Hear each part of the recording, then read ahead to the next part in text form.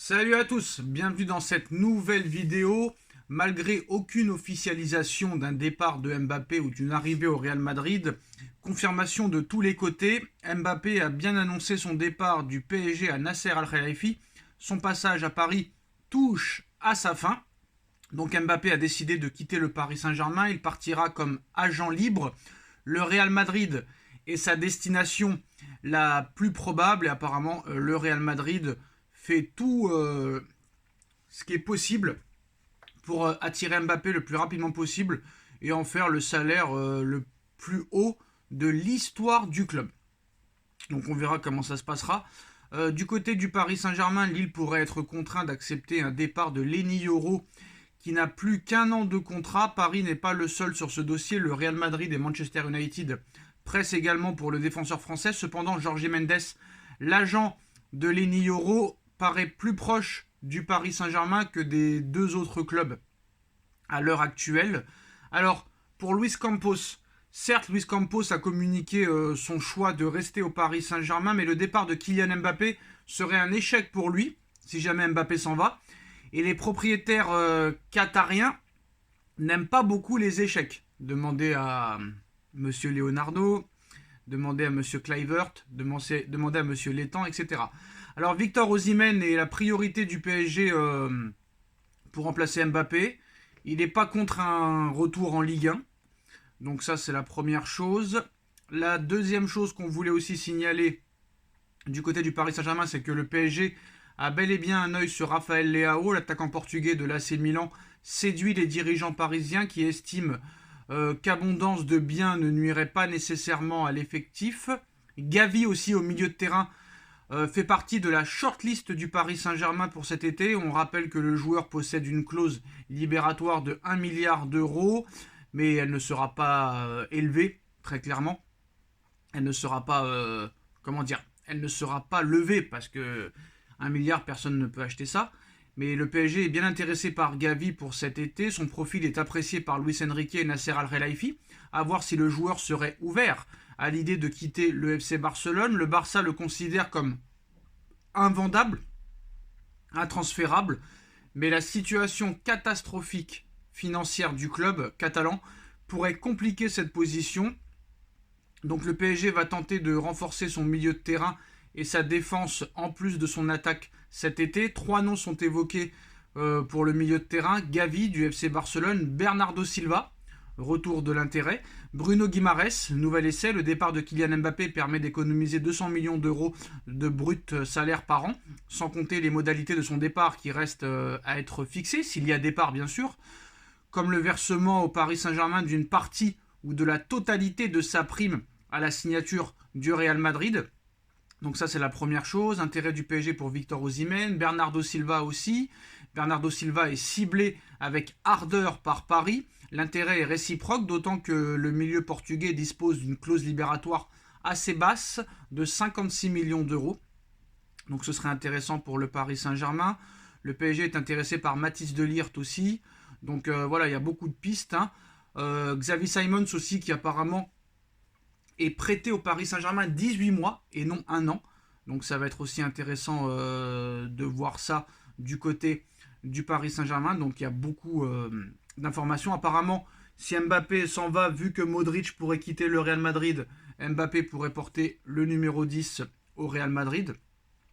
Par contre, ce qui est intéressant de voir, c'est que si Mbappé s'en va et que Paris récupère les primes de fidélité plus la prime à la signature, ce serait totalement incroyable. Ce serait un transfert carrément. Et ça, ce serait vraiment intéressant pour le Paris Saint-Germain. Alors, moi, je considère aussi que tant que rien n'est fait, restons sur nos gardes. Le football nous a prouvé qu'il pouvait y avoir des coups de tonnerre et des rebondissements et des retournements de situation incroyables. Par contre, ce que je ne comprends pas, c'est que le Paris Saint-Germain n'a pas l'air d'être intéressé par Erling Haaland, qui a une clause libératoire de 100 millions d'euros. Alors Silva est toujours ciblé par le PSG, Paris rêve de le recruter depuis des années et cet intérêt est réciproque. Sous contrat jusqu'en 2026, il a une clause d'environ 60 millions d'euros avec Manchester City. Le PSG aurait été refroidi par le Bayern de Munich cet hiver concernant Joshua Kimmich. Le milieu allemand ne s'entend pas avec Thomas Tuchel et n'a toujours pas prolongé son contrat qui se termine à l'été 2025. Malgré les rejets du mercato hivernal, le PSG ne compte pas s'arrêter ici pour les discussions concernant Kimmich, donc à suivre cet été. Silva Kimmich au milieu de terrain avec Guimarães, ce serait complètement incroyable quand même. Même Gavi, en tout cas, le Paris Saint-Germain piste que des cibles chaudes au milieu de terrain. Que ce soit Gavi, Bruno Guimarães, Joshua Kimmich ou encore De Jong. C'est quand même assez intéressant et je pense que le PSG va bâtir une grosse équipe l'été prochain si Mbappé s'en va. Le nom de Mohamed Salah aussi a été évoqué du côté du Paris Saint-Germain. Donc Salah aussi, Mo Salah serait aussi une alternative à Mbappé. Donc je pense que le PSG veut vraiment construire un collectif. Hein. Ça c'est sûr et certain. Voilà, ça risque d'être intéressant ce mercato d'été, que ce soit en défense centrale, au milieu de terrain, en attaque et aussi au niveau des gardiens. Parce qu'on a appris il y a quelques semaines que le Paris Saint-Germain cherche un gardien et que Mike Maignan, ancien Parisien, pourrait aussi débarquer du côté du PSG. Mais là, ça voudrait dire que tu changes complètement d'équipe encore une fois, alors que tu l'as déjà fait l'été dernier. Donc ça paraît quand même assez compliqué. Moi, je pense pas qu'il faut repartir de zéro. Bien sûr, il faut se renforcer en défense centrale, au milieu de terrain, mais encore changer toute l'équipe pour repartir de zéro, je sais pas. Par contre, je voulais parler aussi du timing, hein, que Mbappé annonce qu'il part juste avant un match retour de Ligue des Champions. C'est pas le meilleur des timings et c'est pas la meilleure des préparations pour préparer un match retour en Ligue des Champions, sachant les traumatismes qu'a vécu le Paris Saint-Germain en Ligue des Champions. Tu gagnes 2-0 à l'aller, tu as été bousculé en première mi-temps, et là tu nous annonces que tu pars, soi-disant, avant un match de Ligue des Champions, match retour. Je sais pas si c'est les meilleures conditions. Et surtout, que vont penser les Lucas Hernandez, les Ousmane Dembélé, les Randal Kolo Muani, que tu as tout fait pour faire venir et que maintenant tu leur annonces que tu t'en vas. C'est quand même assez bizarre tout ça. Quitter aussi Paris pour diviser son salaire par 4, ses droits d'image par 2.